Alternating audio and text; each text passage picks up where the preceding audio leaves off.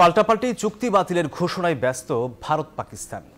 সিন্ধু চুক্তি থেকে নয়াদিল্লির সরে যাওয়ার ঘোষণার পরই পাল্টা সিমলা চুক্তি সহ দ্বিপাক্ষিক চুক্তি স্থগিত করার হুঁশিয়ারি দিয়েছে ইসলামাবাদ। এর মধ্যেই পানি বন্টন চুক্তি স্থগিত করল। সিন্ধুতে ভারতীয়দের রক্ত বইবে বলে হুঙ্কার দিয়েছেন পিপিপি চেয়ারম্যান বিলওয়াল ভুট্টো জরদারি। কাশ্মীরের পেহেলগামে হামলার জেরে সিন্ধু পানি বন্টন চুক্তি স্থগিত করেছে ভারত। শুধু অস্ত্র নয়, ইসলামাবাদকে পানির সংকটে মারতে চায় নয়াদিল্লি। বসে নেই পাকিস্তানও। করাচিতে সমাবেশ করে ভারতকে হুঁশিয়ারি দিয়েছেন পাকিস্তান পিপলস পার্টির প্রধান বিলওয়াল ভুট্টো। হুঙ্কার দিয়ে বলেন, পাকিস্তানে পানি বন্ধ হলে সিন্ধুতে ভারতীয়দের রক্ত বইবে।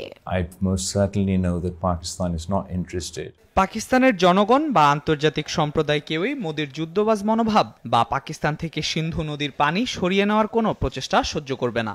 এর উপযুক্ত জবাব দেওয়া হবে। গণমাধ্যমের তথ্য বলছে, বিশ্ব ব্যাংকের মধ্যস্থতায় 1960 সালে ভারত ও পাকিস্তান সিন্ধু পানি চুক্তিতে স্বাক্ষর করে। এর আওতায় 3টি পূর্বাঞ্চলীয় নদী বিয়াস, রাভি এবং শত্রুদ্রুর পানি ভারতকে এবং 3টি পশ্চিমাঞ্চলীয় নদী চেনাব, সিন্ধু এবং ঝিলমিলের পানি পাকিস্তানকে বরাদ্দ করা হয়। ভারত শুকনো মৌসুমে পানি নিয়ন্ত্রণ করলে পাকিস্তানের কৃষি ও বিদ্যুৎ উৎপাদনে বড় প্রভাব পড়তে পারে বলে আশঙ্কা বিশেষজ্ঞদের।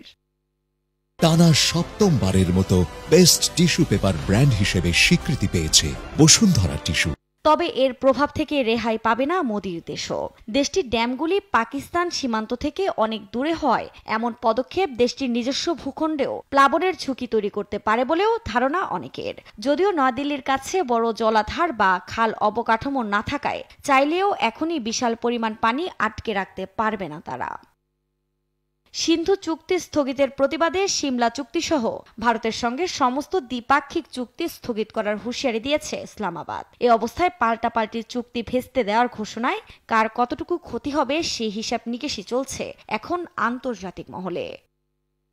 আফরিন মৌ, নিউজ 24।